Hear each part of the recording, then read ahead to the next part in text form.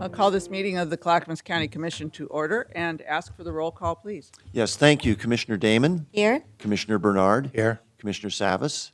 Here. Commissioner Leininger? Here. And Chair Lehan. Here.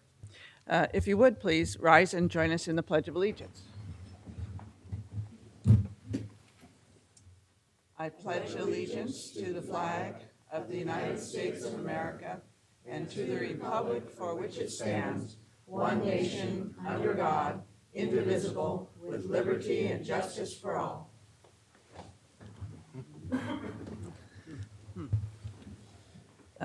I would entertain a motion to approve the order of agenda. Madam Chair, I move we approve the order of the business meeting agenda. I'll second that. It's been moved by Commissioner Bernard and seconded by Commissioner Savas that we approve the order of agenda. All those in favor signify by saying aye. Aye. Aye. Passes 5-0 and is unanimous. And our first item then is a presentation proclaiming October 2012 as Domestic Violence Awareness Month in Clackamas County. And we have a number of people here, but Rod Cook is in the lead from Children, Youth, and Families. And so I will invite him to come up and read the proclamation, or introduce it in any event, and his lovely assistants. Members of the board, thank you for allowing us to come before you today to declare October 2012 as Domestic Violence Awareness Month in Clackamas County. As you're aware, there exists a unique private-public partnership to address this critical issue in our community. So today I've asked Melissa Earlbaum from Clackamas Women's Services and Ashley Carroll, who oversees the new Abuse in Later in Life program, to make a few brief statements before reading the proclamation. Melissa Earlbaum, the Executive Director for Clackamas Women's Services. Domestic violence is a serious crime that impacts our community at every level, from individuals to families to public health to the local economy. The problems of family violence cross all racial, social, religious, ethnic, geographic, and economic groups. While important work is being done in our community by a number of public and private agencies, domestic violence continues to be an ongoing issue. In recognition of the impact of domestic violence on the lives of children and families and the need for greater awareness in our communities, the Domestic Violence Awareness Month was observed in October of 1987. The same year, the first National Domestic Violence Toll-Free Hotline was established. The U.S. Congress passed Public Law 101-112 in 1989, designating October of that year as National Domestic Violence Awareness Month, and such legislation has passed each year since. Important research has been done at the local level on the impact of domestic violence in our community. From 2003 to 2010, 207 people were killed in the context of intimate partner violence in Oregon. Overall, intimate partner violence was accounted for in approximately 1 in 4 homicides and 45% of all homicides among females that occurred in Oregon. Children are extremely affected by intimate partner violence. In 2011, children witnessed 33% of the intimate partner physical assaults and 20% of intimate partner sexual assaults. According to Children First of Oregon, 35.3% of founded abuse, neglect, threat, and harm referrals in Clackamas County were related to domestic violence in 2011. Nearly 1 in 5 middle and high school students report having been hit, shoved, pinched, grabbed, or kicked by a dating partner. I'm Ashley Carroll. I'm the new project coordinator for the Abuse in Later Life grant the Children, Youth, and Families Division received in 2011. Under the leadership of the Board of County Commissioners, the Health, Housing, and Human Services Department, through its Children, Youth, and Families Division, actively supports and assists in developing evidence-based programs and initiatives that work towards addressing and preventing domestic violence. Our primary goals are to raise awareness in the community, increase safety and support for survivors or victims of domestic violence, and hold those who abuse accountable for their actions. Some of the programs and initiatives underway in our county include initiating and supporting community-based campaigns designed to raise awareness about domestic violence, including a candlelight vigil, Love is Respect campaign, outreach at the Willamette Falls Festival, Love Is Youth Art Show, displaying the Clothesline Project throughout the month, and a domestic violence-specific coffee talk event focused on teens.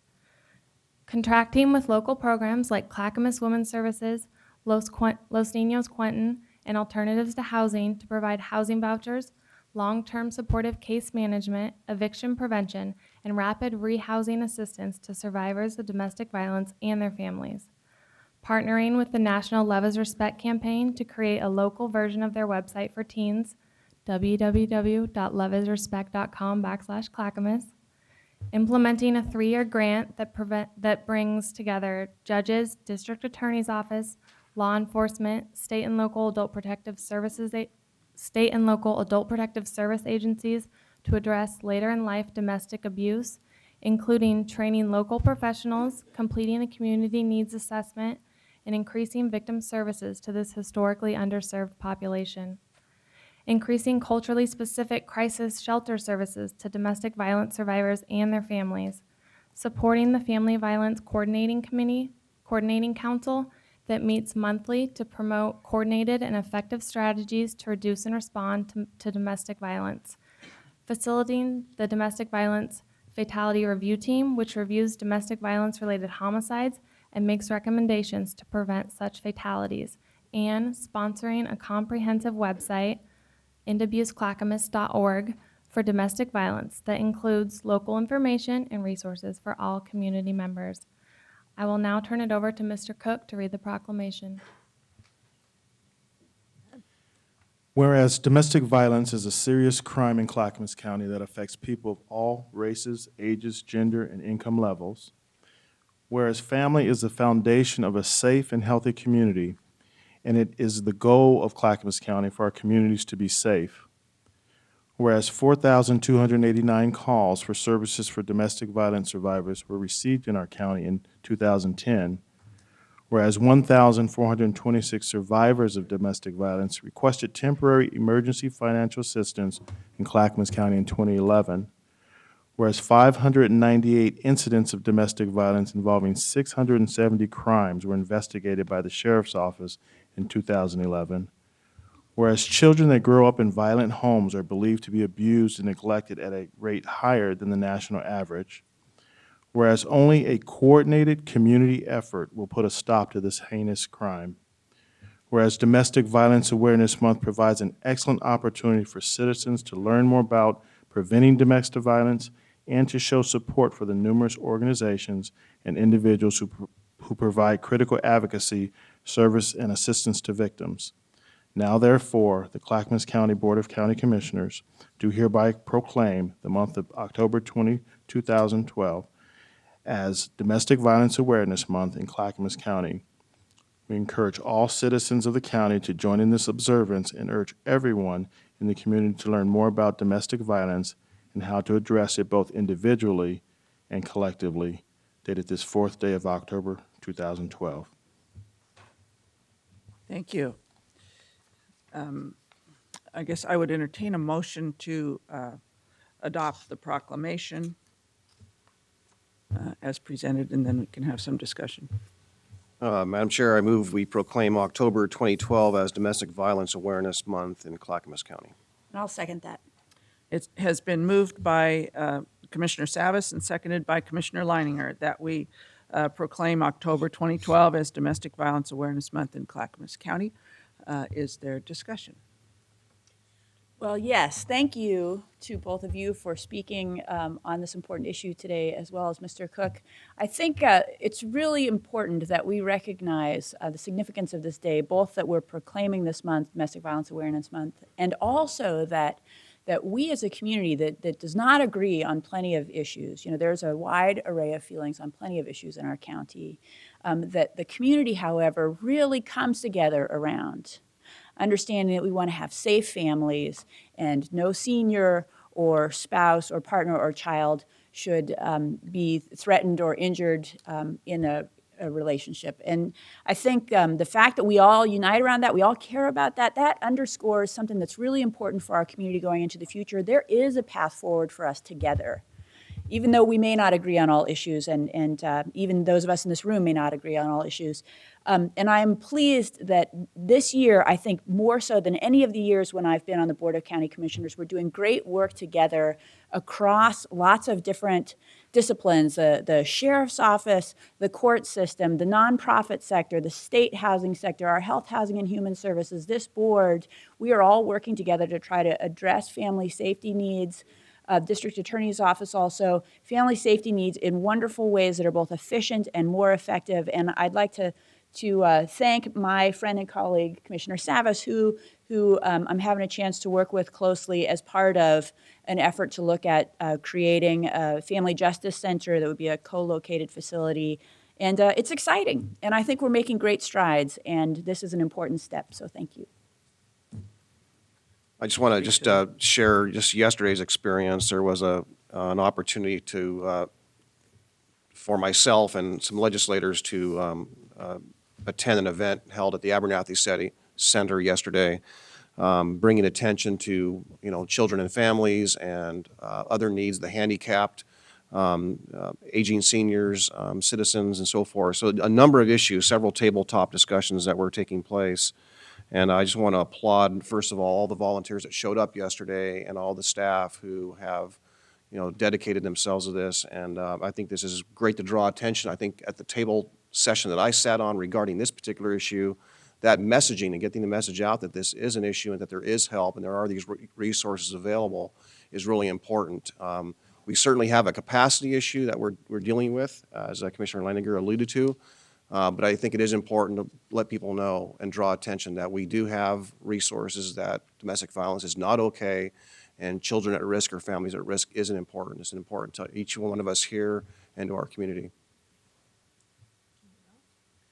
Did you want to? Oh, go ahead. I'll go after you. My brother is a community corrections psychologist, or was for Denver County, and 80% of his clients were victims of domestic violence or abuse. And, a lot of the folks in our jails have experienced domestic violence or abuse, and are consequently, we as citizens are paying for it in our jail system. And it's great that we're trying to get out ahead of this and give people alternatives and hopefully help repair their lives and get them back on track and make them great citizens of the county and the cities and the state and the country. So thank you for your hard work, and I look forward to the discussion about a new way to look at domestic violence in a greater capacity in the near future. Well, I too want to echo, the good work of everybody that's come before us with this proclamation. And when I look at these proclamations, I think, this is kind of an easy thing, for us to do. And does it really have an impact? Does it really matter, to have this piece of paper? And what I found is it really does matter, because what it does is it creates this awareness, and it helps us to have a conversation in our county that to acknowledge that this is a problem. And I like what we've been able to do with the Open Doors, Open Mind campaign. It's a similar kind of an issue, is that, if we don't have awareness, if we can't acknowledge that this is a problem, we can't get on a path to start to correct it and change it. This is a hard topic to talk about. This is something that, victims are definitely ashamed and reluctant to bring forward what's going on. And if we can make our county a safe place for them to even acknowledge that there's a problem and come forward and talk about it, then we can start to make some changes. So this proclamation, while it's just words on a page, it initiates a discussion and an awareness that I think is really, really important for all of us to have. So I appreciate you bringing this forward to us. Thank you. So I want to also to thank especially Melissa for all of her work in bringing forward the Family Justice Center model and arranging for us to visit other facilities as we try to address this issue in the most effective and efficient way. And I think every one of us up here is interested in looking at that model. I know Commissioner Leininger and I just had a conversation yesterday with the sheriff to try to flesh out some more particulars of that as we look forward to how that might work for our community. It's a way to bring together all of the entities, the nonprofits, the court system, and the law enforcement in sort of a one-stop facility that is much more effective at getting full services to victims of domestic violence, and ends up, in the experience of other governments, being a cheaper way, or a less expensive, shall we say, way to provide these services, a way to leverage the skills and abilities of all of the agencies and partners involved. So I look forward to that, and to the work that all of these commissioners have done in terms of looking at that as a model to go forward, and just part of the work that we do on this front. With that, all those in favor of proclaiming October 2012 as Domestic Violence Awareness Month in Clackamas County signify by saying aye. Aye. Aye. Passes 5-0 and is unanimous. And thank you very much for coming, and Thank you. And thank you for all your support. thank you. And that brings us to our only discussion item. And this is an item that regarding Clackamas River Water District and some of the issues that they have had. And it has been a late-breaking development. And there was a headline in the paper today that indicated that the whole thing had been taken care of and would be solved forthwith this morning. But this has, thanks to the work of Commissioner Savas and Commissioner Bernard, who have been working this pretty much full-time for the last 48 hours, it has become a kind of a moving target to fix. And actually, I think we have an opportunity to here for an excellent outcome, although it might not, it's not going to happen immediately this morning. And I want to turn the explanation of this over to Commissioner Savas and Commissioner Bernard. It doesn't matter to me who wants to lead off. Okay, well, I'll kind of share this a little bit with myself and Commissioner Bernard, and if legal counsel, Mr. Madcore, would like to jump in anytime here, if appropriate. I just want to say my pursuit has been for about a week long, in some depth, and my focus has been on insurance. Even to this moment, I don't have I don't see a solution towards insurance, but we're working on, that seems to be a huge priority to potential applicants, appointees, including Mr. Soa. Mr. Soa apparently acknowledges that this insurance is a large issue. And there is insurance for the district up until December 31st. But I think in order to, give folks, including Mr. So, who I'm prepared to appoint at the appropriate time without any hesitation, the concern there is insurance, full insurance as they have had in the past, as any district would, and insurance for the board members who take a role in this.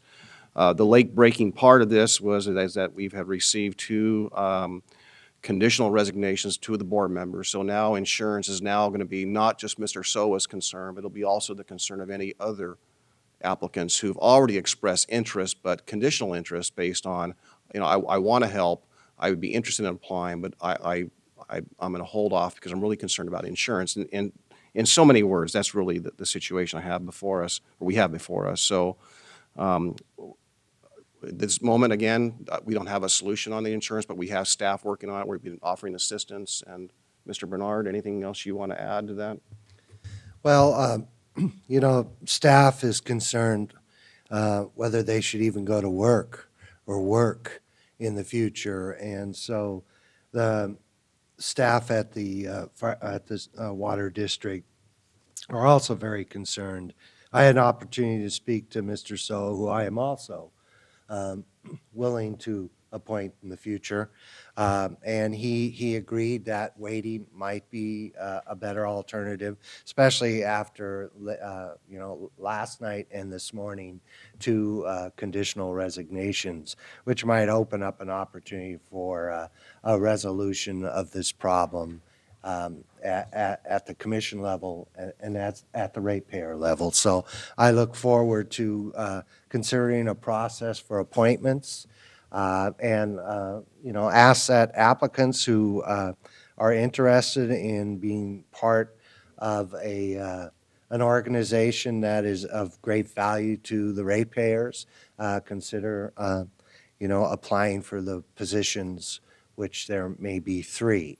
So hopefully we'll get this back on the agenda soon. Yes. We had a conversation about this at our study session on Tuesday, and I think it's a good opportunity to clarify our role in relationship to Clackamas River Water, because it has been misrepresented a little bit in the press, and there seems to be a concern in the community that why didn't we intercede earlier, and why can't we just go in and clean house? And we actually had conversations with our county council about what our authority is, because Clackamas River Water is an elected body, elected by the members of the district, just as we are elected by the folks in our county. So there isn't, we can't just, we don't have the authority to just go in and replace people. We can appoint one person at a time. This is what we have come to learn. And we're doing the best we can to try to bring some, some order and semblance to this really crisis situation. And I thank so much Commissioner Savas and Commissioner Bernard for their thoughtful and compassionate approach to this, and talking with all the parties involved and trying to figure out a path forward. So I really appreciate the work that you did on this, and thank you so much.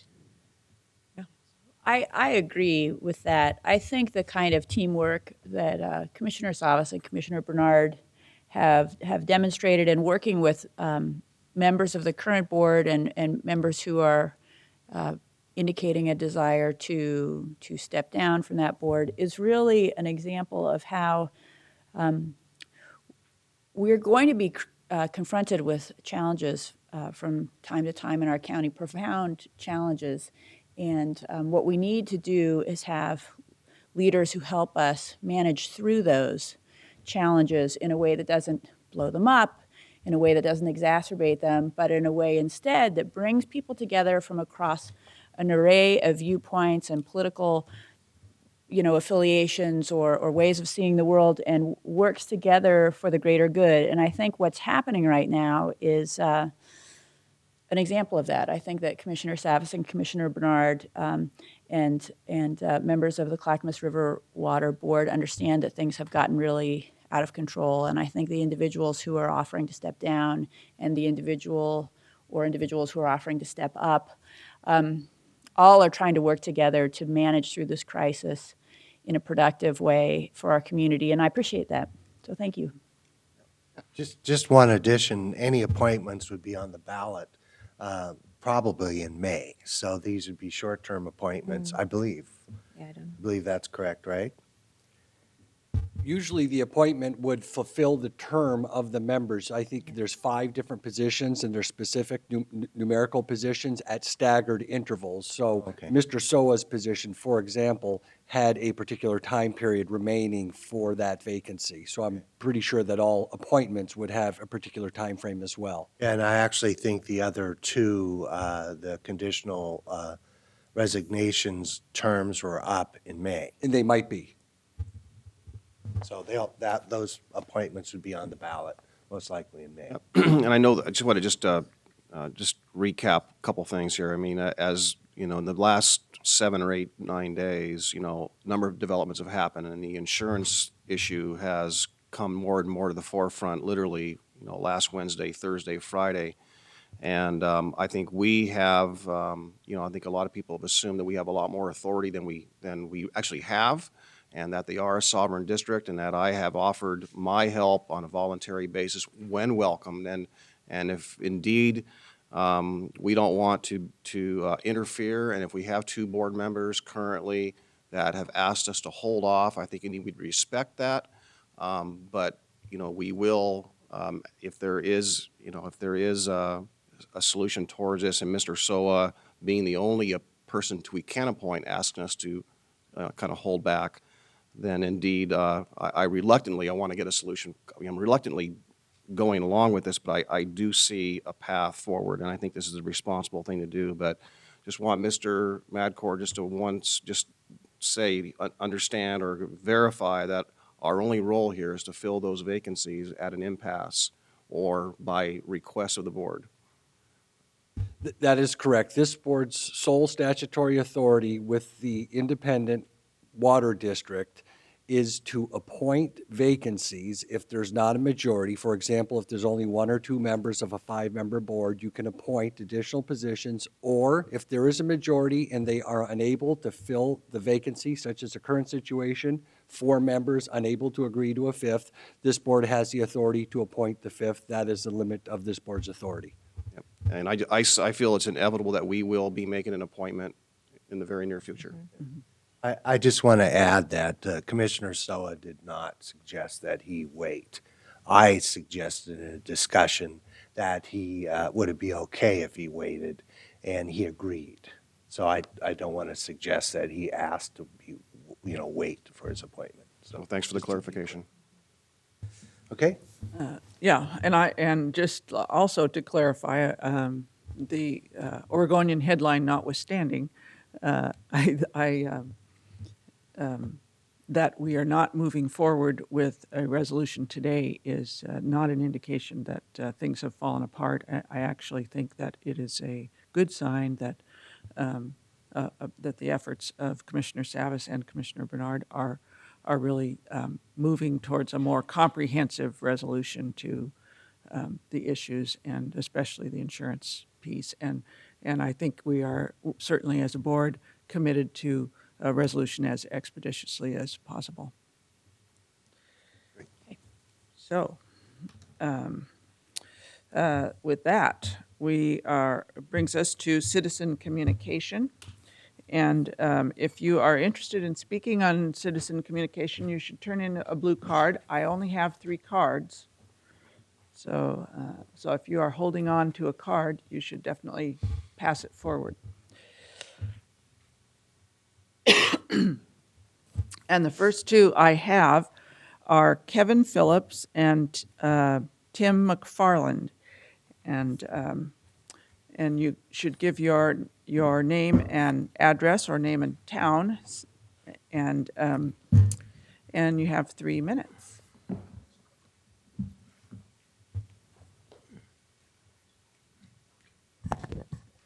Kevin Phillips, Beaver Creek.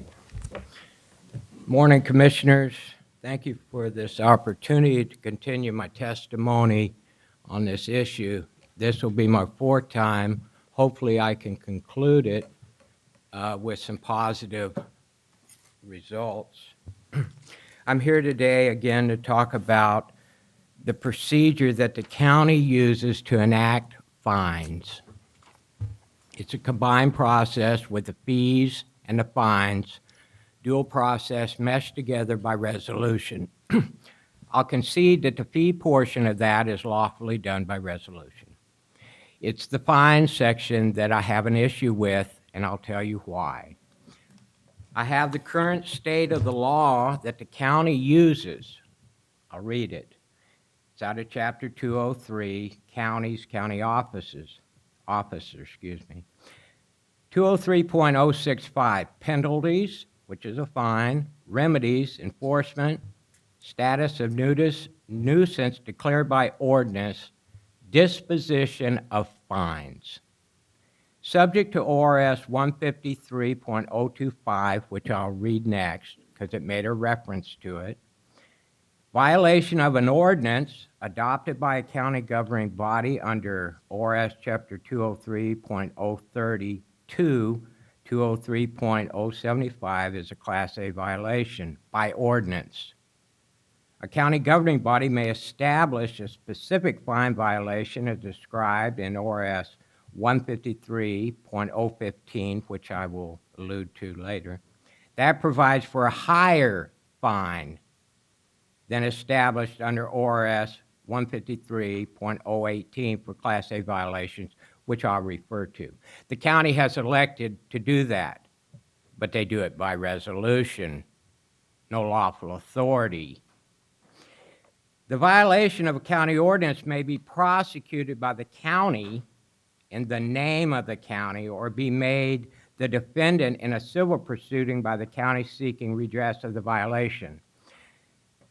The county is unable to enforce a resolution, cannot cite somebody for violation of a resolution. It has to be an ordinance, according to this. Every act or thing done or anything existing within the limits of a county which is declared by an ordinance of the county adopted under those provisions to be a nuisance shall constitute a nuisance and may be regarded as such in all actions, suits, and proceedings unless the ordinance is declared void by a court of competent jurisdiction. Fines recovered under it shall be paid to the clerk of the court. Any peace officer as defined under ORS 160 may enforce an ordinance adopted under 203.035. A peace officer doesn't even have the authority to enforce a resolution, cannot cite anybody. It has to be by ordinance. It's incumbent on you to take a second look at the authority and the procedure you're using to enact fines. As it's done by resolution now, it's unlawful. Every single fine in this county today is subject to being declared void or voidable. Every action by an enforcement officer, including Mr. I forget his name, but I know him, that he cites and fine is attached to it that was enacted by a resolution Okay. is not valid. Okay. Yeah, that's, I understand your point, and we will certainly look into it. I would ask the board, since the awareness level has risen to a point, or risen, excuse me, to a point where action needs to be taken, I would like to be included in the upcoming study session on this issue. I have already talked with Scott Sedaris, County Counsel. He actually agrees with my analysis, which I've taken the time to do. I've spoken with Commissioner Savas. I think he has an understanding of the issue. I hope that the rest of the commissioners are in agreement that we have a big problem in the county with respect to the fines. All right. And the appreciate, lawfulness of appreciate them. you coming. It's Mr. Farland. Mr. Phillips, I Mr. believe. Phillips. Phillips. So, Madam Chair, just briefly, just to, when Mr. Phillips spoke to us, I believe in June, I think the focus was on the fee schedule And I think staff's response was in regard to the fee schedule, and I think that what Mr. Phillips and I've seen from staff have generated seems to be accurate in the fee schedule arena. On the fine schedule, I think that's where there might be, I would ask staff to look at that. I think there is a compelling argument here with regards to fines and whether it's by resolution or by ordinance. So we'll definitely take a look at it. I appreciate the focus and the clarity now on the fines and not the fees. So. Okay. Good morning. My name is Tim McFarland. I live in Canby on the outskirts. I have a problem with a neighbor. I started this in January.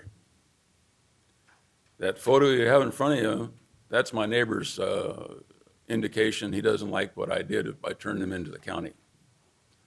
I'm still staring at that.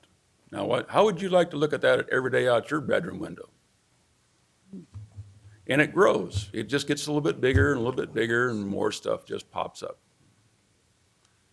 And believe it or not, his wife works in this building 2 floors down. Now, wouldn't you think a county employee would try to go by the rules and regulations? But no, I guess not. On the first page, you have a copy of all the business cards I've contacted people. I started that in May. Nothing's been settled. Code enforcement tells me that if I want something done, you got to appear in front of the board. So here I am. I want to sell. I talked to a realtor. She says, have you looked at your place in the area around and seen that the junkyard that you have next door to you? I said, no, I didn't. So I did. The aerial photo that is on the computer today is 2 years old. There's more than double the amount of junk on 3 acres of property than there was 2 years ago. On the solid waste form there, you got all the sticky notes on there of all the different things about this trailer house that's sitting out there 30 feet from the highway. His junkyard is visible from the road and various other residents. This affects 7 different households. Now, if I had a for sale sign out in front of my house, would you stop by and say, I want to buy your house because I want to look at all that junk? No, you wouldn't want to do that. You just go down the road and try to find some other place. Another thing, the gentleman has 2 barking dogs to protect his junk. When he goes away, these dogs just bark and bark. I can't do nothing on my own property. I can't walk out my back door. I can't rattle a paint can. I can't paint my fence without listening to 2 barking dogs up to 7 hours a day when nobody is home. So I'm asking for your help because I want to sell someday. Now, like I said, I wish you people would just take this picture and put it on your wall and look at it for a week or so, because I've been looking at it since February. So could you give me any answers today, or do I have to wait? Well, I just want to add that Mr. McFarland did come and we met for 45 minutes. Yeah, about 45 minutes. Several months ago, kind of looking at all these issues and how we could get traction. And Mr. McFarland's been in contact with Andrea Hall and Barb Yes. Cartmill. We had our community mediation folks go out and contact the neighbors. So we've been trying to work it on several fronts. And he's not getting any traction on being able to resolve this issue. And so my understanding is that Mr. McFarland went and talked to code enforcement folks again this morning. No, no. Okay. I talked to him last week on They the encouraged him to come before us, in part to elevate this issue because he's just not, this is being deemed a fairly low priority in terms of enforcement around the RV and the material on top of the RV. So he's just looking for us to try to elevate this and get some greater traction. It's a really troubling situation for him to have to live next door to this. Now, there's a copy of a permit that I had to acquire 30 years ago because I had a dump truck sitting on 5 acres of property. I paid $500 for this permit. I couldn't come and go on my own property 5 times in a 24-hour period. Everybody else here can come and go on their own property, but I can only come and go 5 times on my own property. I have to be home by a certain time. I can't do this. I can't do that. This neighbor, his name is Keith Dunn. His wife's name is Linda Dunn. works in the tax department downstairs. If you want to Google their address, it's 27450 South Barlow Road. The picture you're going to see is going to be this picture, but this is only half the junk that's out there. It says in this permit, I can only have 5 vehicles. I've never had more than 5 vehicles. I've been here 36 years. I can't count the number of vehicles, trailer houses, et cetera, et cetera, et cetera. Okay, I'm done. But please, Yep. do something, please. And thank you, Mr. McFarland, for taking the trip to come in and have everybody be aware of the situation. Okay. Thanks. I just get the feeling that county employees get special benefits. Well, Well, that's, I mean, every time I approach somebody and tell that his wife works here, oh, okay, we'll look into it. Please do something for me. yeah. Well, it sounds like we have a number of people looking into it and moving it through the channels that we need to. So we'll be back in touch. Thank you. The next 2 cards I have are Mac Woods and Les Poole. And on deck, I have Lisa Michaels and John Ludlow.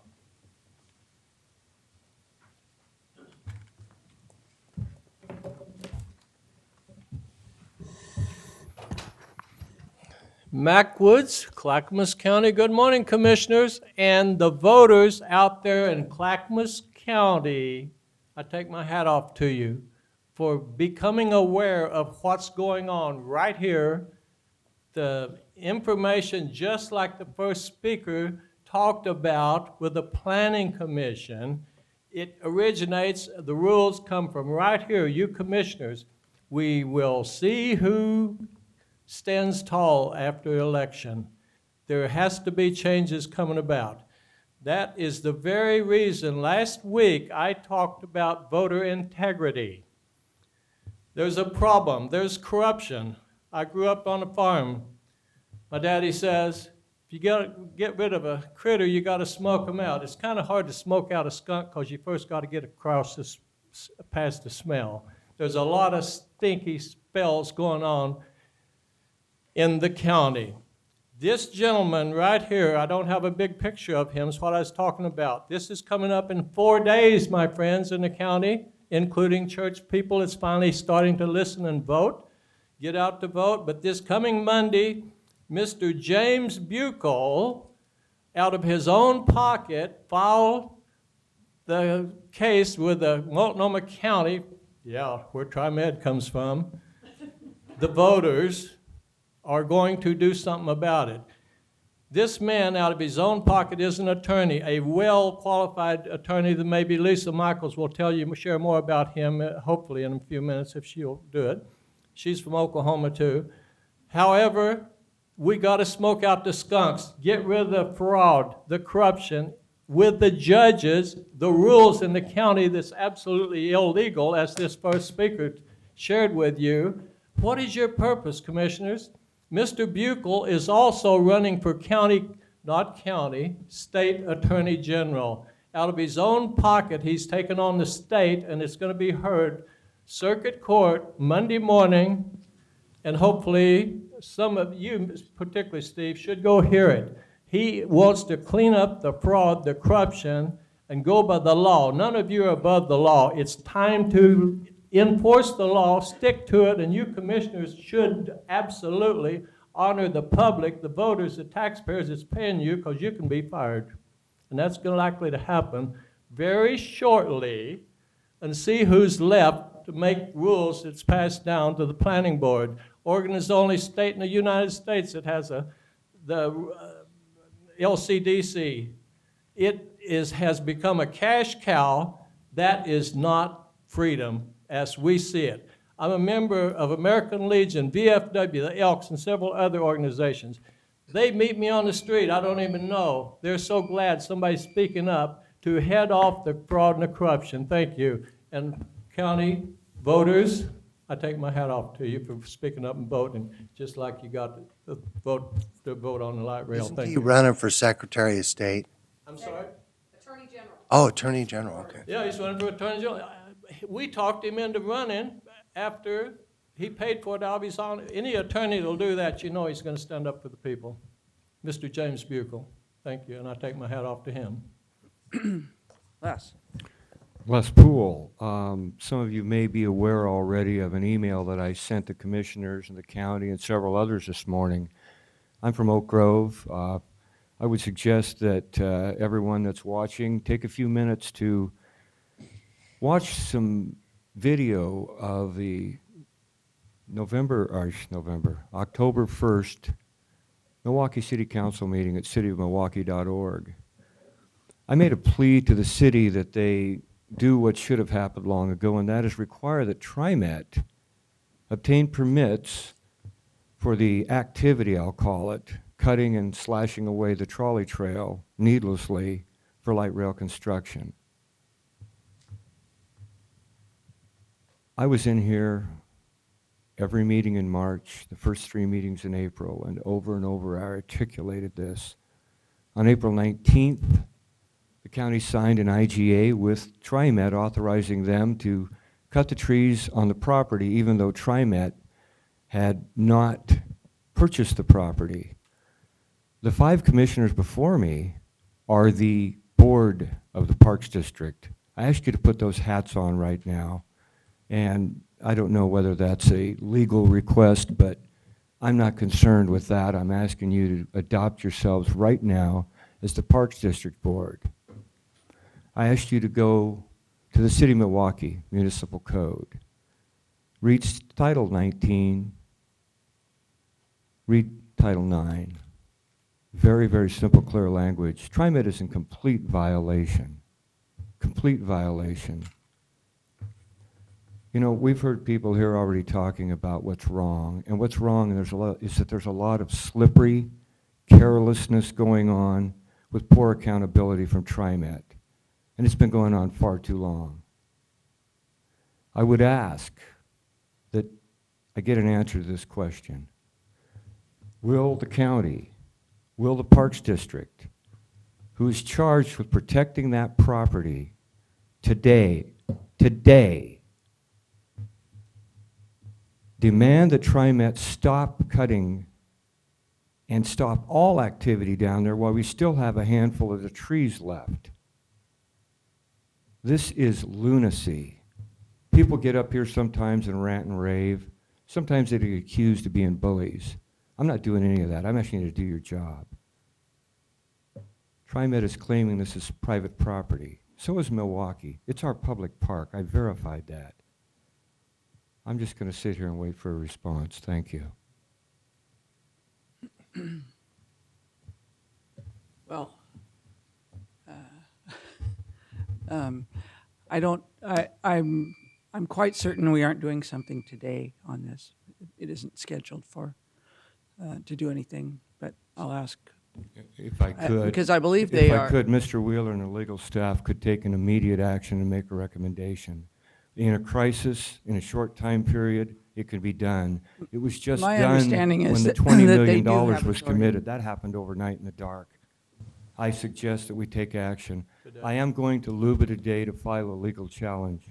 Thank you. Okay. My understanding is they do have authority. You need to start doing your job or step aside. That's correct, Chair Lehan. It's my understanding that TriMet has authority to license to be on the property.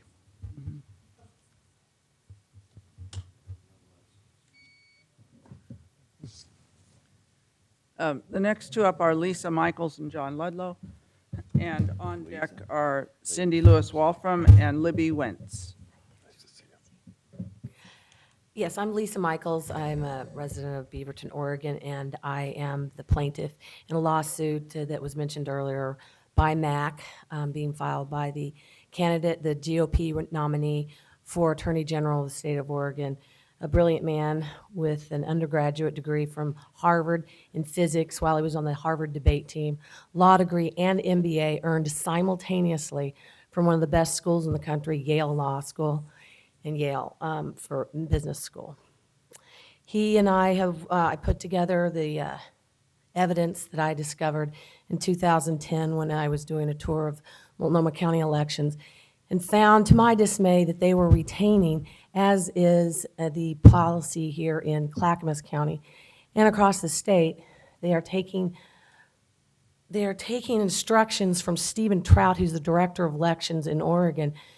They're taking administrative rules, instructions from them to violate the law of Oregon. 254483, and I'll read it. Procedures after 8 p.m. on Election Day. Unused ballots immediately, it only says it once, but immediately after 8 p.m. on the day of an election, the county clerk shall destroy all unused absentee and regular ballots in the county clerk's possession. Point 2, each county shall provide for the security of and shall account for unused ballots. This is 254483. Look it up. There's lawlessness in this state. There's corruption, in my opinion, and this has got to stop.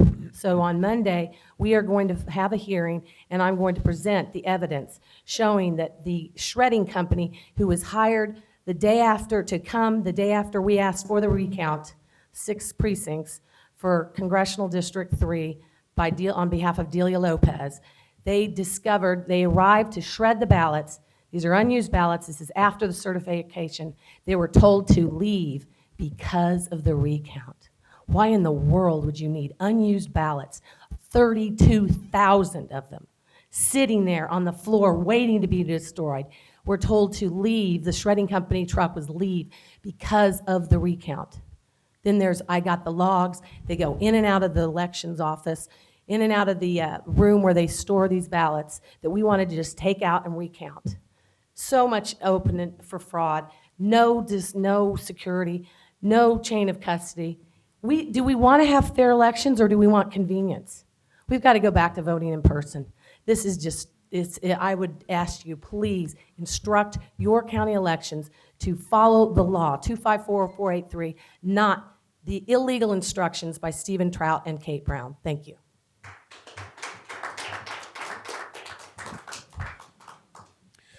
Hello, Commissioners. John Ludlow, running for Clackamas County Chair.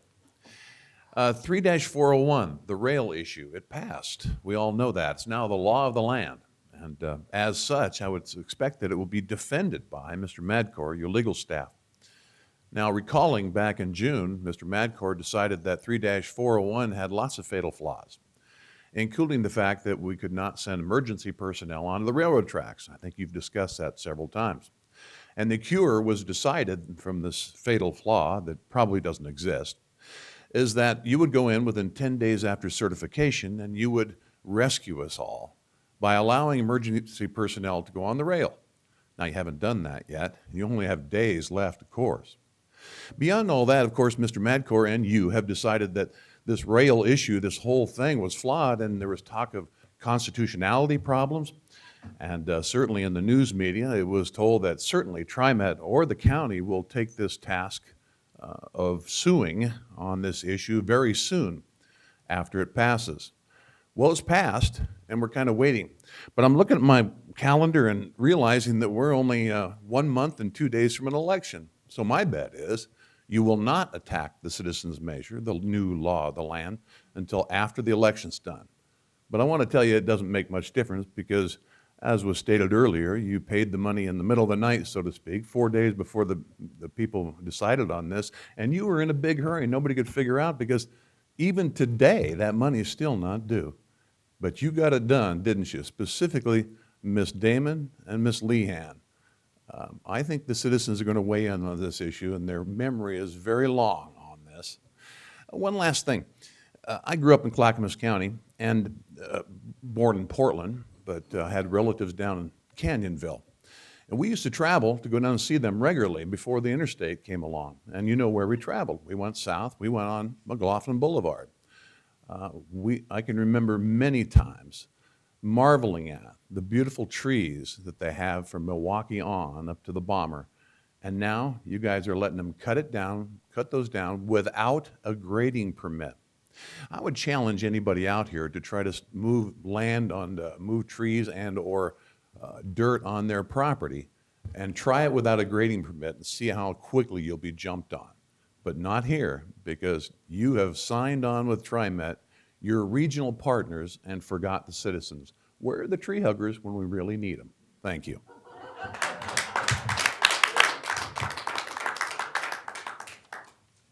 The next two I have are Cindy Lewis Wolfram and Libby Wentz, and after that, Mariana Moore.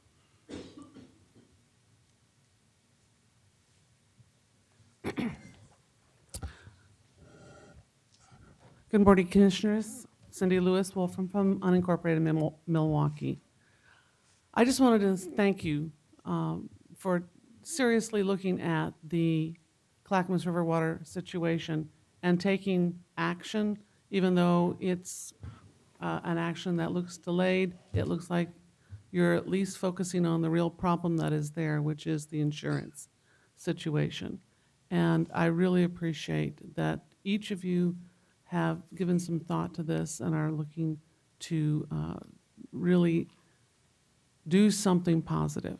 And I appreciate that effort. I just wanted to, I wasn't intending to, but I just wanted to respond to the light rail comments that Mr. Ludlow just made.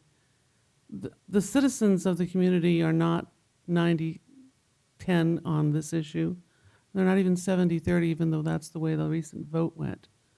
The recent vote being an off-election election was really more like 25% of your community. So even though that's 70% of the vote, it's only 25% of your community. Excuse me just a minute. The people in the front row who are talking, you need to be quiet when someone is testifying. Mac?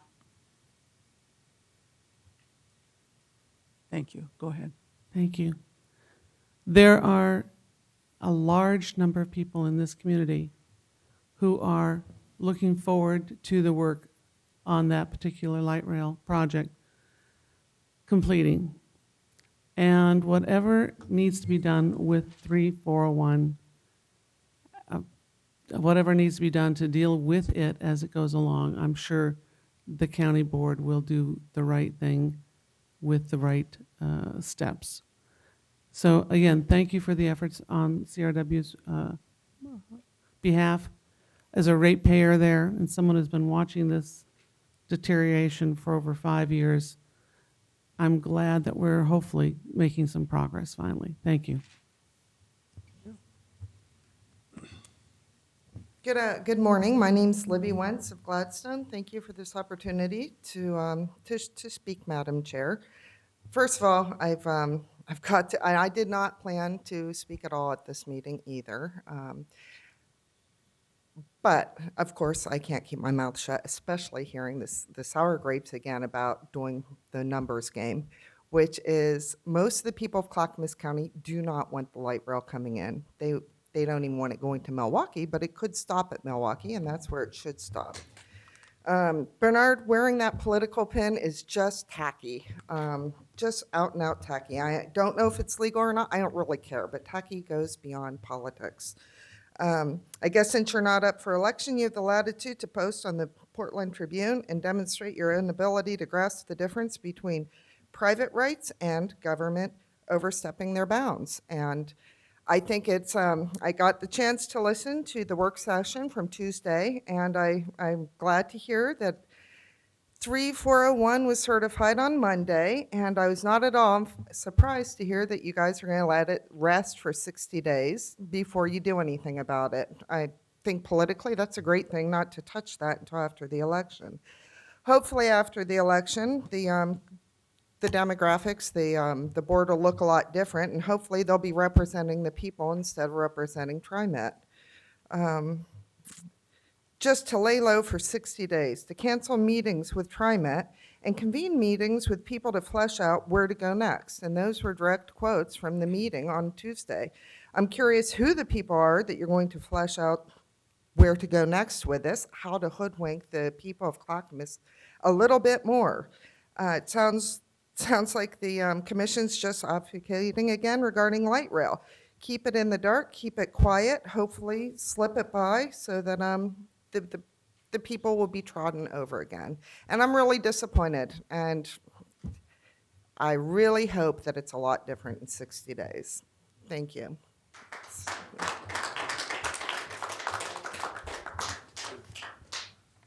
The next card I have is Mariana Moore. Good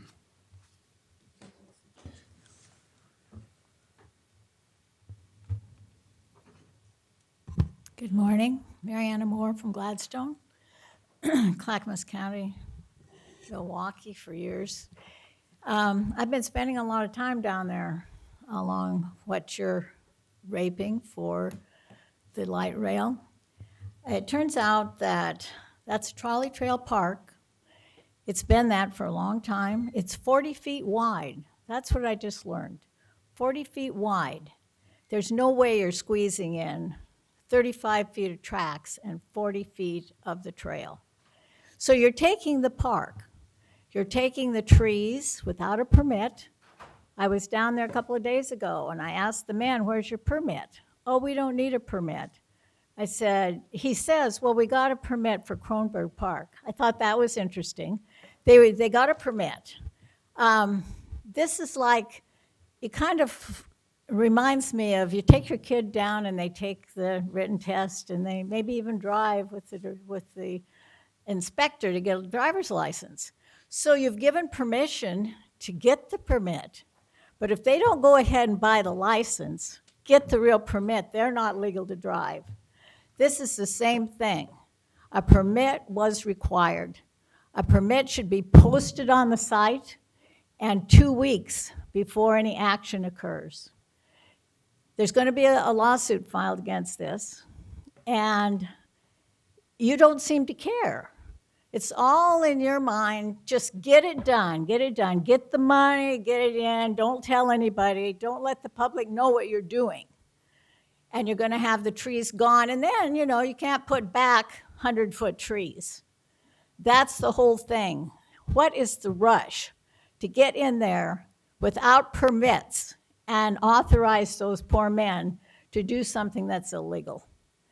I've been down there a lot now. I've gone up above. I've seen where you've ripped out the houses. I see where you're ripping it out, and they say, oh, well, this was, you know, deteriorating. Well, this has been a park. If it's deteriorating, it's still on the park's responsibility. The ivy that was growing, somebody should have been down there taking care of that and saving those trees years ago. I don't know where you've all been since you're the park department, but you certainly haven't protected it. And now we come to this. I've walked around, I've talked to some of the neighbors around there. The people in the apartments near Island Station, which is no more, their apartment buildings, two ladies were sitting on their porch and they said, well, maybe they're not going to take ours, but the ones closer to the trail will be gone. And they're cutting down, they're taking out businesses all along the way. They intend to have this trail right next to the road and no stops. So when you talk about development and bringing in a business, where are they going to go? There's no way to get off of the highway to go into any businesses or any homes. It's just criminal. And I hope that there's some way that you can be held responsible for this, because it is just it's a terrible thing that you're doing. I'm ashamed of you.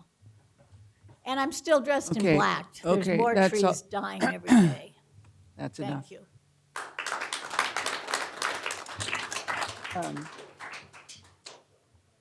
That brings us to the consent agenda, and I will ask the clerk to read the consent agenda by title only.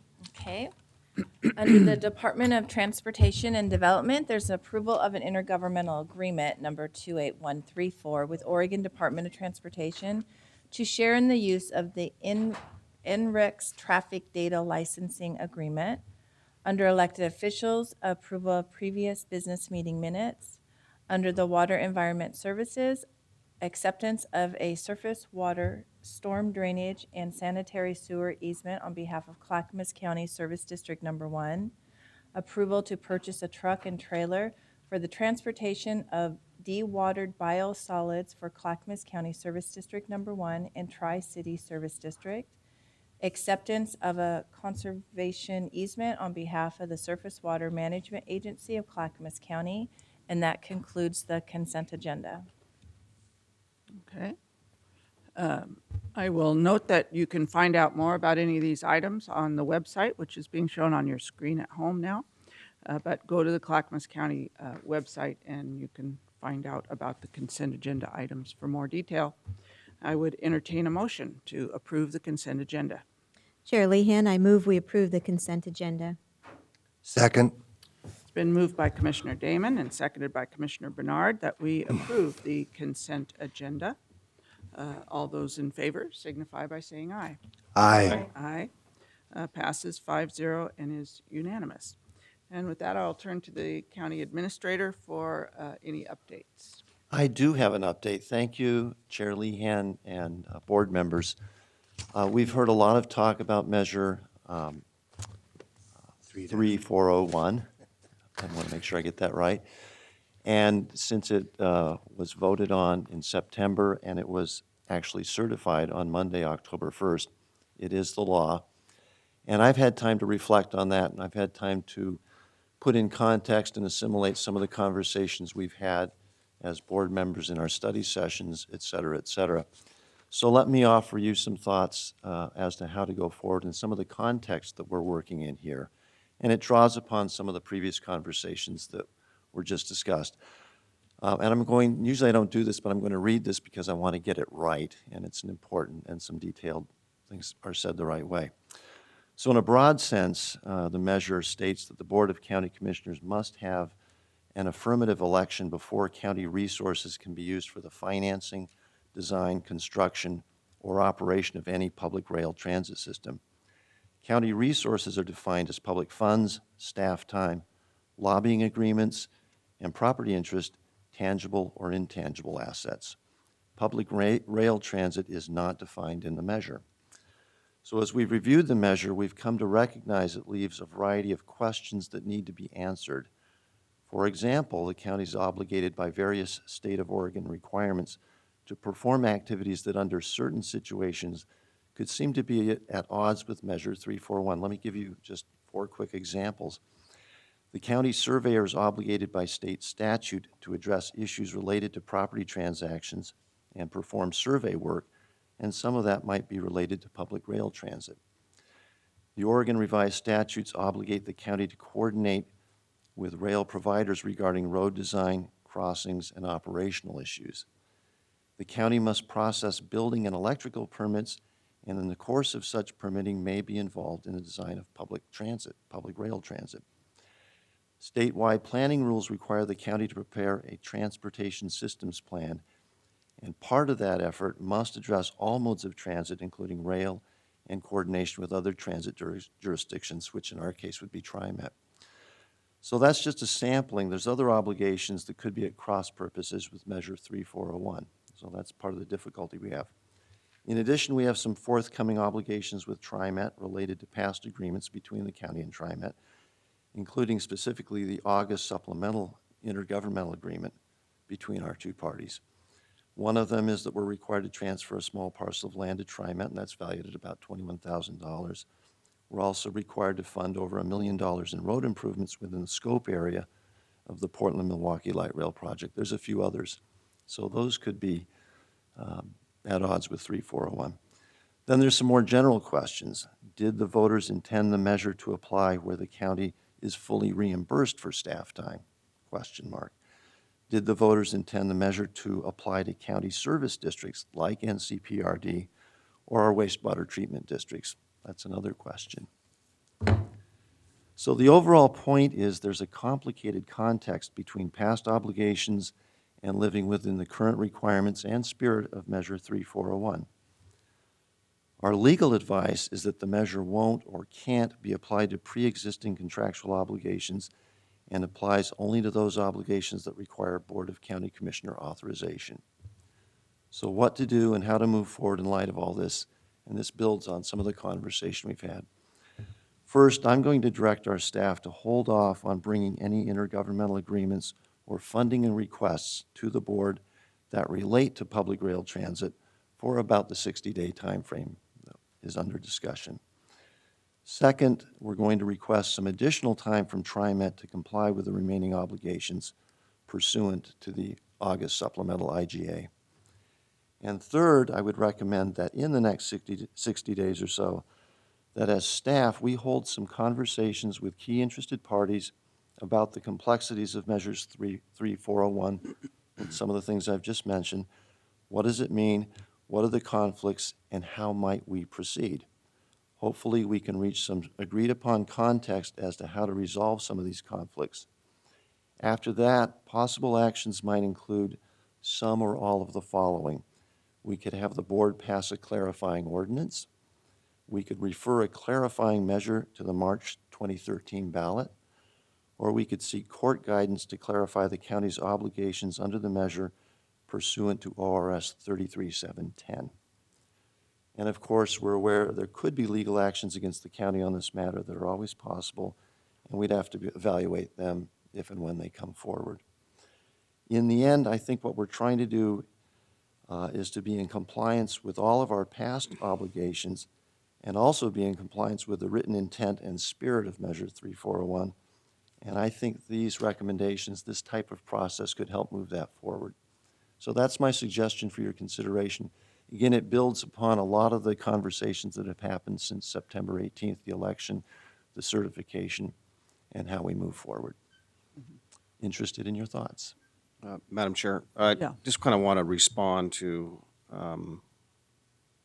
that to some degree, and also kind of lets people out there know that regardless where you are on the side of this issue or how you interpret this, and whether you want to see something happen or not happen, regardless of that, is that from speaking to our council and other council, this is complicated, and any action that might be perceived as being for or against could be argued that it was the opposite. Right. I mean, so, we're stuck, and I'm not necessarily, think that, there's 60 days is a magic number, and I foresaw the complication, which is why I kind of advocated that we have an authorizing ordinance, and then or perhaps a temporary one, and then a vote to do some of the normal operations and things that we normally do, permitting, so forth, that would take place. And some of these things are compensated. I get cost recovery by virtue, so there's not really county resources. People are paying a fee for service for a permit. State law cannot be trumped by a local ordinance, whether we pass it or the voters pass. So state law does prevail. But I do think it's important that we don't just sit idly by and make sure that the proper procedures are taken. So I think we have a responsibility, whether we are the county commissioners, we are the Parks District, we are the development agency. I think we do need to make sure that we are fulfilling our responsibility and others are fulfilling their responsibility. There's no perception that we are sitting by and letting anything wrong occur and we're trapped, because I think we got to be responsible about this.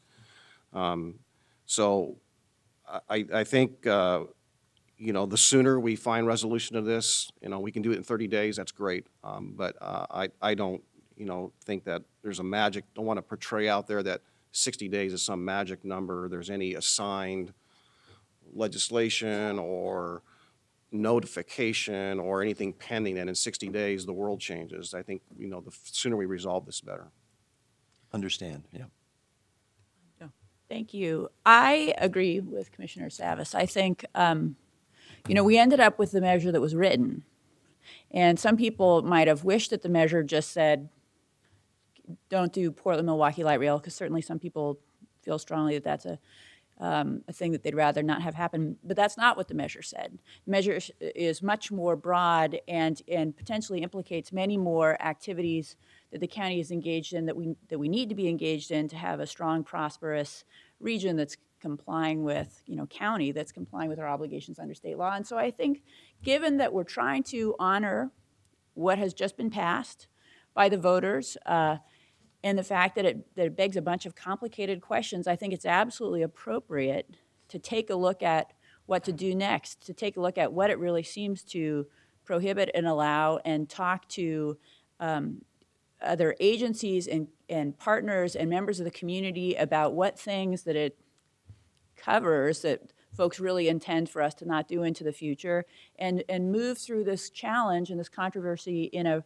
constructive way. And I think that that's what you have proposed just now. I think that's what I hear Commissioner Savas agreeing is a good idea under the circumstances. I think that's a good idea under the circumstances. So we are where we are. It says what it says. So let's gather ourselves and figure out a productive way forward. The only thing I just add to that is that I think inaction could be viewed as an action, absent, especially, so if there's anything outstanding that needs to be addressed, I think we need to take action to do so. So I don't think that we should sit idly by in one area and then anything contrary comes up and then we do something different and we take action. I think we had some kind of a balance and be responsible and make sure everyone follows the law, including ourselves. Yeah, well, certainly I don't interpret it as sitting idly by for 60 days. I agree with both of you that we have a lot of a lot to address in those 60 days and a lot of different partners who are involved, including the drafters of the measure, but also entities like ODOT and the railroads and others that we do business with on a regular basis, because it's not clear, to what degree it pulls in Amtrak or the rails that Amtrak rides on. So we need to have those discussions with. So that's what is part of what will happen in the next 60 days is having those conversations. But we won't be idle. I'm quite certain. Yes. I just wanted to clarify because it actually came up, and is Libby still here? What Libby said is that she said, "Who are these interested parties? Who are?" I think it was you, Libby, in your comments. You're saying it kind of sounds like we're going to be consulting with a select group of folks, and there definitely are these agencies that are impacted. There are unintended consequences, but what's really there's a commitment on I think all of our behalf to also engage the public in what their intention was in voting for or against this measure. And so when we talk about engaging people, one of the ideas that we had talked about in our study session about moving forward with next steps was once we have a better understanding of what the intended and unintended consequences are and all of the folks that this affects, is that we would have a public meeting of some kind and present that information and talk about it and get more information from the community about what your intentions were. Because one of the most curious things to me about this measure is, all the folks that I've talked to, people honestly think they voted for something different. There are people that voted for it because they thought that was a vote of support for light rail. I've talked to people who voted for it because they wanted to not support light rail. I've voted to people. People are all kind of all over the map, and I think it's really important that we understand what people's intention was in voting for this, so that we can make sure to capture that really clearly and accurately as we move forward, and also to be really clear about what our options are, about how we might. Bring greater clarity to this. Is it something on the ballot? Is it an ordinance? Is it some what are we doing here? And build some support and understanding for that moving forward, and also get folks' feedback on that. So I want to make sure you understand that it is engaging the public as well, and that takes some time. Actually, I got a call from the state yesterday because high-speed rail is being considered, and they're starting up a committee. And, they have concerns that in Lane County, there's a similar ballot measure being done. And the the high-speed rail actually goes from Eugene to Portland. So there's two big portions that this high-speed rail could go through, and we can't sit at the table. I actually support high-speed rail, but not in its current configuration. To zip through Lake Oswego or Milwaukee and Oregon City at, I'll exaggerate, 500 miles an hour is a bad thing. That's an exaggeration. It is an exaggeration. But our rail crossings are not sufficient for safety of citizens. And, most of Milwaukee has many crossings where the rail is, at street level. And I just think it's a terrible and dangerous situation under those circumstances. And they're looking at two different rail lines, one going through Lake Oswego and one, going through Oregon City. And we can't sit at the table. And so we cannot address our concerns. We cannot send staff. I don't think the citizens' intention was for us not to be at that table. I think we should be at the table. So currently, there is a city person who will be sitting at that table, and the county will not. And I'm concerned. Cam, who was originally going to start going, Cam Gilmore was originally going to start going to those meetings. We've determined he can't do that. And so I'm very concerned that in the future, we have an opportunity to sit at that table and frankly, stop that idea and look at something else. And I think that a separate rail line would be very expensive and probably not likely. But we need to be at that table. And I know we as elected officials could participate, but you know, I think it's more our responsibility to have the technical support we need to make sure that the citizens of Clackamas County's issues with high-speed rail are addressed. So I am concerned about us not being at that table. Yeah. Well, and that's the one that concerns me the most too, because it's probably the most impacted is the high-speed rail and what will happen with high-speed rail or won't. And those conversations are starting up throughout the state, and this segment is Portland to Eugene, but it's really a piece of Seattle to San Diego. It's a West Coast eventually to go high-speed rail, and it does have a lot of questions. One is the route that it takes, which is pretty much wide open right now, whether it's on the west side or the east side of the Willamette River, primarily. And then the other big question is where it stops and where it doesn't stop, because it may be that it doesn't stop anywhere in in Clackamas County, and it's only stopping in Portland and Eugene, or Portland and Salem and Eugene, or something like that, and there are no stops, and that so then you really do have to address the community impacts of frequency and speed and whether or not it's stopping. So it is important that we be part of that conversation because that's a huge project on the West Coast that I don't think the voters intended for Clackamas County to not be a part of the discussion, because the impact for Clackamas County is great. It is likely to come through Clackamas County somewhere because we're in the way between Seattle and San Diego or Portland and Eugene. In any event, we're in the way. So anyway, but these are conversations that we will have and go forward and see how best to address. So let me just clarify a couple quick things. First of all, based on the conversations, the 60-day time period is an approximation. You know, we will move quickly and comprehensively, and it was just seemed like that might be a reasonable time frame. And I think the first order of business, I just gave a sampling of some of the conflicts and things we have to do. There are others out there, and I think maybe the first order of business for us is to really carefully select those and point those out so we can have a really good conversation comprehensively on all of that, because there are more entanglements and difficulties. We want to do the right thing. We want to be in compliance with the law and spirit of it, but we do have these complicating situations that are ongoing, like with the conversations you mentioned about high-speed rail, which had been dormant for quite some time and have recently heated up again, and then again our pre-existing situations. So all of that, but we'll move quickly and comprehensively on it. Okay.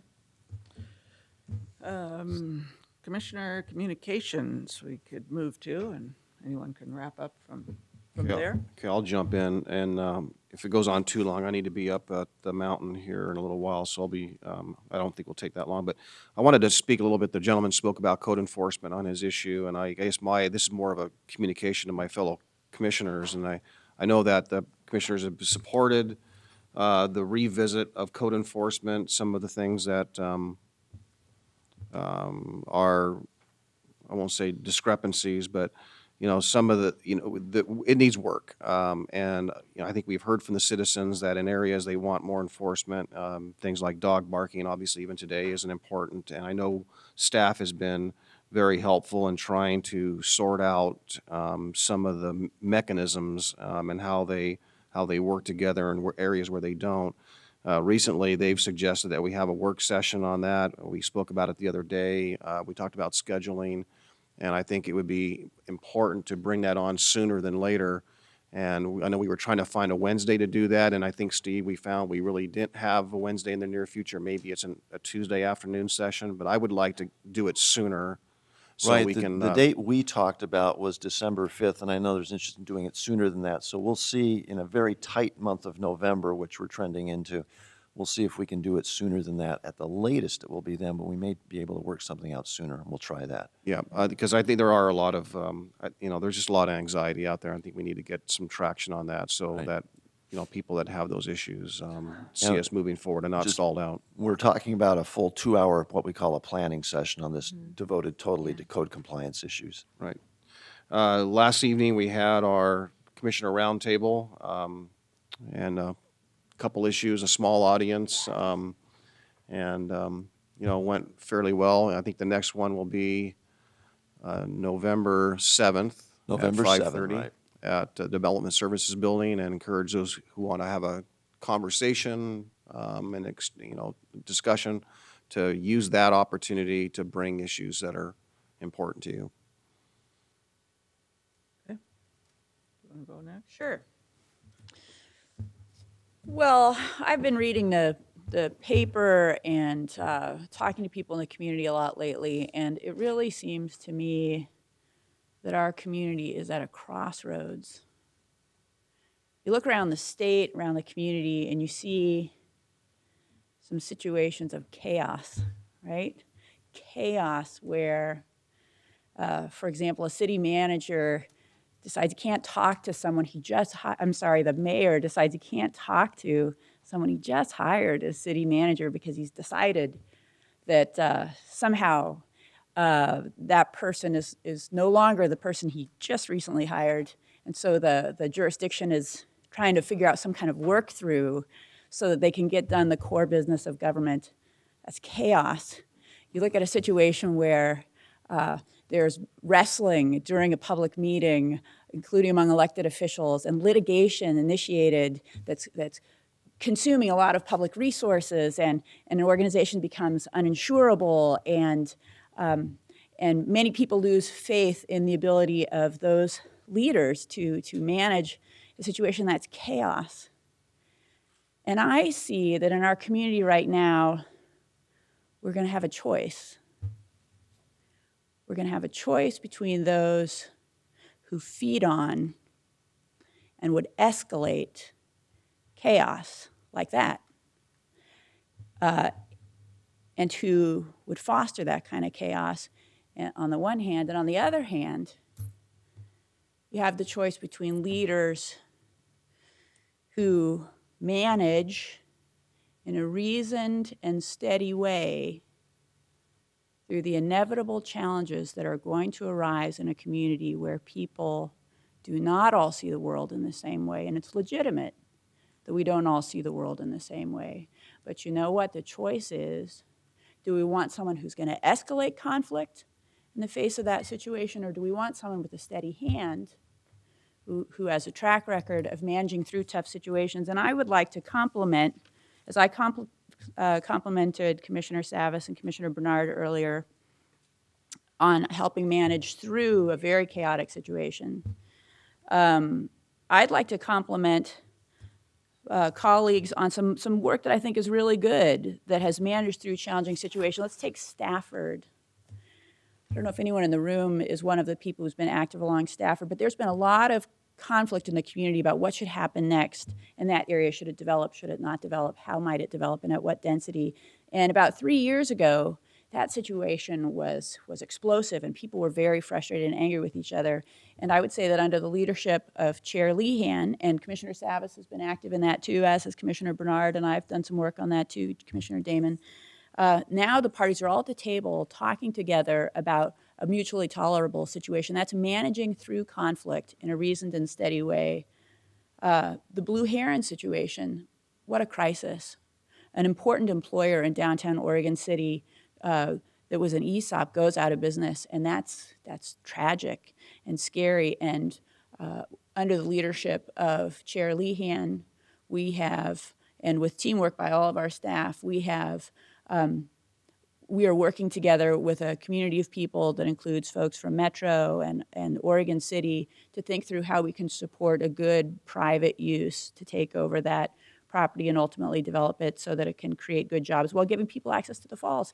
And while we take over ownership of, on the west side of the river, a place where clean water can be let back into the river so that businesses that need to have access to water for manufacturing and other uses will have at a reasonable price access to those services. That's managing through conflict and challenging situations. The Family Justice Center. I, for one, know that people in the domestic violence advocacy community and the law enforcement community and the prosecutorial areas, they're not always on the same page on every issue, on some resource allocation issues, and it's been really painful and challenging. And I have worked on those issues, and it's been painful and challenging. And you know what we're doing now? We're all working together in something that we all support that I think is going to efficiently and effectively address some of the needs of survivors of domestic violence. Canby Ferry, something as small as that. You know, we recently realized, we were advised by our staff that it was operating a really significant deficit, and we thought, my gosh, it's a nice thing, but we don't have the money to operate that at a really significant deficit. What do we do? And we had conflicting views. People said, stop doing it, just stop the Canby Ferry. Some people said, raise the fees a huge amount. Some people said, do nothing and just subsidize it.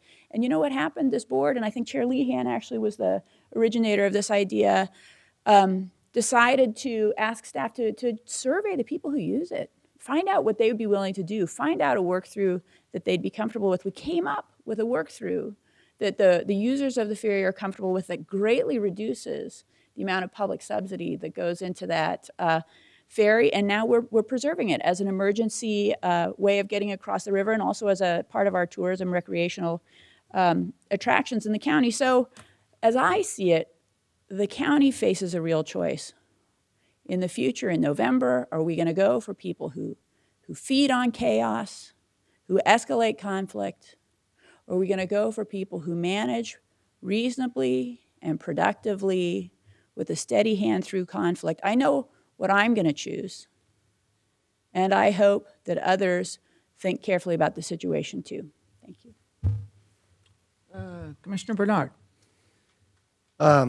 Interesting, you know, that we have so many conflicts in how people view things. For example, this gentleman, which is a great photo, and I'm going to put it on my wall, you know, the same people who say we should solve this thing also tell us this man can do whatever he wants on his property. I mean, it's his property. That's his property rights. I don't agree. That's not right. And actually, they are escalating it. I don't think this is worth $10,000. I'd like to get the price on the golf cart, though. But it's probably, you know, it's just an escalation. But this gentleman may have the right to do whatever he wants, and we may not be able to do anything about it. I think that's wrong. We should step in, and we should resolve this gentleman's problem with his neighbor. And, you know, if I was buying property, and I've kind of been looking at some farmland, and if I were to drive up to this, I probably wouldn't put an offer in. But people tell us he has a constitutional right to do what he wants on his property. The tree ordinance, I drove by the other day, and I actually saw people out there who were opposed to the tree ordinance with signs, don't cut down these trees. If the tree ordinance had actually passed, it would have been more complicated for TriMet to cut down those trees. They would have had to have a permit. And, you know, and I didn't vote for the tree ordinance. The first thing I did when I was mayor of Milwaukee is take the tree ordinance off the agenda, because I happen to be a personal property rights person too, and I'm also love trees, hug them every day. But you know, I also believe in personal property rights. I think we should be in the forests. utilizing the resources we have and putting people back to work. And there are people who think we shouldn't. That should just leave it alone, let it burn down. And I go out and look at some of our forest lands, and I'm quite worried that it's just going to burn up one of these days. And then everybody's going to say, well, why didn't you take care of this? You know, I'm wearing a campaign pin tonight, and I have the same people say, you know, it seems that when I walk up here, I no longer have my constitutional rights to express what I believe. And I do.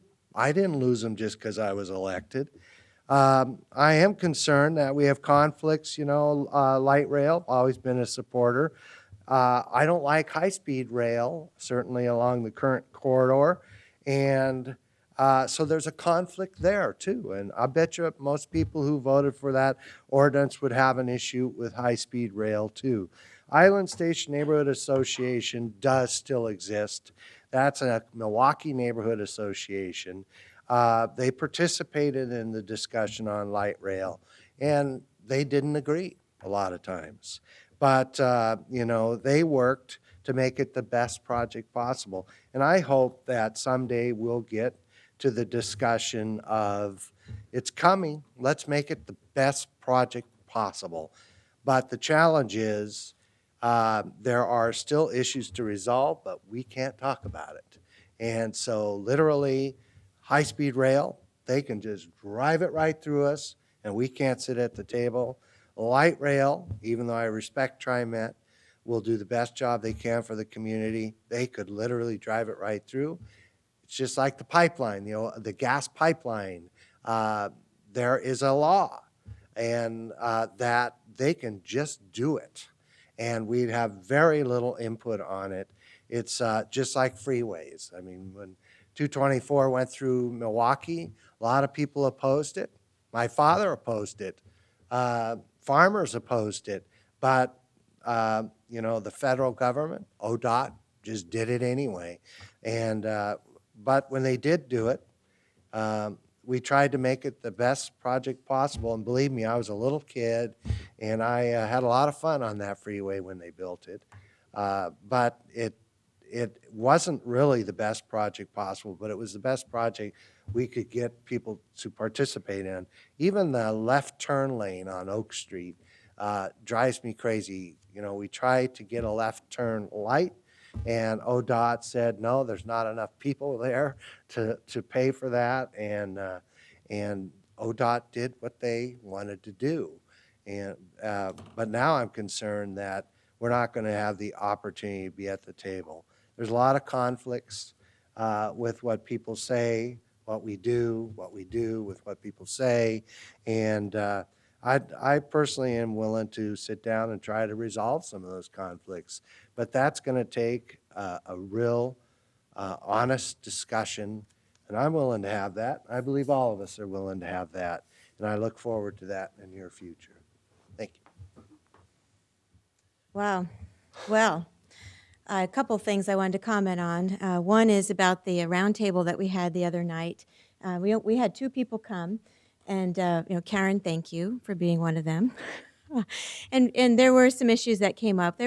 We talked about maintenance issues in the right-of-way along public roads, around landscaping, and what we could do about that, and you know, bringing some issues to our attention around that. One of the issues we talked about had to do with you know, what goes into our fee structure. We had about a half-hour conversation about that with someone who was trying to build a home, a couple of homes, and had a lot of questions about, you know, what goes into our fee structure. And I think a good thing that came out of that with Administrator Wheeler's help was some work that we're going to do to really kind of deconstruct our fees and look at, you know, really some justification. Where do those dollars go? Why are they set the way they are? And get some information out to the public about that, so people have a greater understanding about the fee structure. And I think that's a great example of the value of these informal roundtables. Is you can come, you can bring anything, put it on the table, and we will discuss it. We have staff there, and some great ideas come out of that that the broader county can benefit from. So I really encourage more participation in those meetings on November 7th. And this leads me to a really interesting discussion that I had with the Boring CPO that Commissioner Savas was at the other night. I went out to the Boring CPO and they asked a lot of questions. It was a candidates forum. And the conversation started to turn towards a frustration in the part of there must have been close to 50 people there, I think. A frustration in the room, just a general frustration to, how can we, what can we do at the county to encourage greater participation on the part of the public earlier and continuously as we deliberate and make decisions. And this wasn't something that came from me. This came from the floor of people saying, what can we do about this? Because we send out notices and people don't pay attention, and then they come at the 11th hour and then they wonder, why they weren't informed or why they weren't engaged. And there was some acknowledgement in the room about, yeah, we've got pieces of mail, stacks of mail, on our counter with our bills that probably are inviting us to important conversations that are pretty early in decision making that don't feel like we're impacted by, so we don't go. So we're not even opening that piece of mail. And it was, we didn't come out of that room with a lot of answers about what to do about that, but it was really an interesting discussion that there was this shared frustration on the part of the CPO that it hampers their ability to do their work. It hampers our ability as elected officials to make decisions, when folks, aren't paying attention necessarily until it's a direct impact. And that really sums up where we are with light rail. And I wanted to loop back around to answer Mariana's question about the permit and the concern and the pain around the loss of these trees. And my understanding is that the North Clackamas Parks and Recreation District entered into an intergovernmental agreement with TriMet that allows TriMet to do the work they need, including removing the trees. And so, Mr. Madcore, is that accurate? That's my understanding, yes. And so that's how these trees are able to be removed in order to move this project forward. But to loop back to 3-401, yes, these are large diameter trees that are being removed. And one of the things that we need to do to be at the table is to advocate for the largest diameter trees to be planted to replace those, to ensure that we're not getting, the little sticks that you mentioned last time. And so that's an example of why it's important for us to be at the table to advocate for the needs of the people, not only in that area, but with our partners on this project to make sure that we're getting the best deal, the best amenities possible. And so, I want to make sure that as we move forward with 3-401 and our resolution to that doesn't limit our ability to be at the table to continue to advocate for the businesses and the properties that are directly impacted by these projects. Door prizes. Thank you. Door prizes? Food. I know food helps to bring people out. More than cookies and coffee. Okay, boy, a lot of substantive comment. I want to address here today the similar issue, which is the trees on McLaughlin. And I feel like I have a responsibility to do that because I'm pretty much the certified tree hugger on the board, Commissioner Bernard's claims notwithstanding. I am a member of the State Heritage Tree Board. In fact, have a meeting tomorrow, or our quarterly meeting tomorrow for, I'll just mention this now that it's occurred to me, for the Shipley Cook Grove. It is becoming which is in Clackamas County, will be a state heritage tree grove. It's across from Lusher Farms, and there's a dedication tomorrow at 1 o'clock. State heritage tree status is significant and difficult to achieve because it requires a tie to Oregon history as a whole.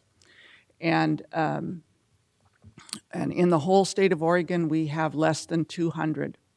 So it's difficult to achieve state heritage tree status, and you get a marker. So that's happening tomorrow and partly because I do serve on the State Heritage Tree Board. And I've attended urban forestry conferences up and down the West Coast and went to Anchorage. They certainly have interesting urban forestry issues in Anchorage. But these trees, I will say, are I'm a big fan of Douglas fir and having Douglas fir in urban settings. I think they are used too little in urban settings. In Wilsonville, we put them in industrial areas, especially where you have large-scale buildings. And one of the things that I have always gone by is you don't waste a big space on a small tree. If you have a big space, put a big tree in it. I hate seeing little lollipop trees in a space that could easily handle a large tree. And the other piece is you need the right tree in the right space. And as I look at those Doug fir that are right along McLaughlin, the majority of them are not very old. They are, I'm sure, less than 50 years old. The two furthest to the south are larger. The rest of them are small for a Douglas fir. And the two to the south, one of them is pretty much right up against the pavement. And they are not, even the largest ones are nowhere near the maximum size that those trees have the ability to become.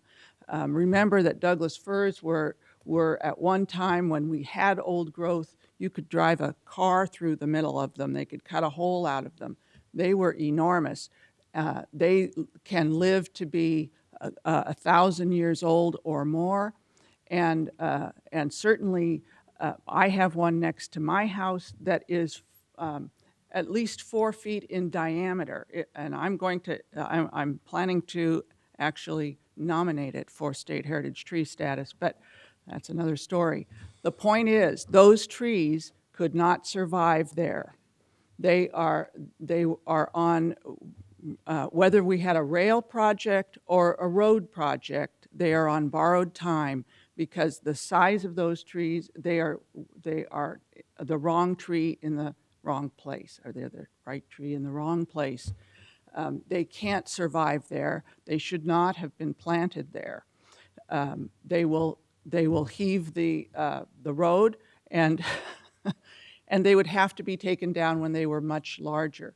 Now, I do hope that we can replant Douglas fir, that we look for opportunities. Douglas fir is one of the best for stormwater purposes in an urban setting, because its needles hold a lot of water in the rainy season, which deciduous trees do not. But but that's the reality of that row of trees, is that they could not have remained anyway. They could have been there for maybe the two at the end, probably not another 20 years. And the smaller ones would have been, right behind them in terms of causing problems for that road. And then the last thing I want to say is, when you look at traffic planning in terms of capacity, you look at what it takes to put in a light rail line, and it's significant, but nowhere near what it would take to put in 2 additional auto lanes on McLaughlin. If you put in 2 more auto lanes on McLaughlin, you would lose, to get a similar kind of traffic capacity or transportation capacity, you'd lose not only those firs, you'd lose all the big, whatever they are, not an arborist, on McLaughlin at Eastmoreland. Redwoods. No, not redwood. No, the big deciduous are those elm or, no, the big arching ones. Oh, yeah. All of those big arching trees that are not oaks and not maples, and I don't know what they are. Right, I don't know. But fabulously beautiful giant trees that are probably close to 200 years old, certainly over 150. And you couldn't put 2 lanes of traffic, additional traffic on McLaughlin without losing those. And likewise, the impacts, when you compare the impacts of light rail, which, as I say, are significant, you always will lose some houses, trees, businesses. But compared to the amount that you'll lose from additional laneage to carry the same level of capacity, it's much smaller. So I don't want to carry on too far, but I did feel like I needed to speak for those trees. I feel badly for them, of course, anytime big trees come down, and I would certainly advocate that we put up, wherever is appropriate, the largest tree that can thrive in the setting, and not, and of course, in smaller places that are more constrained, you put in smaller trees, trees that will be smaller at their maximum. But that's what I have to say on behalf of the trees. And if there's no further business before us, we will be adjourned.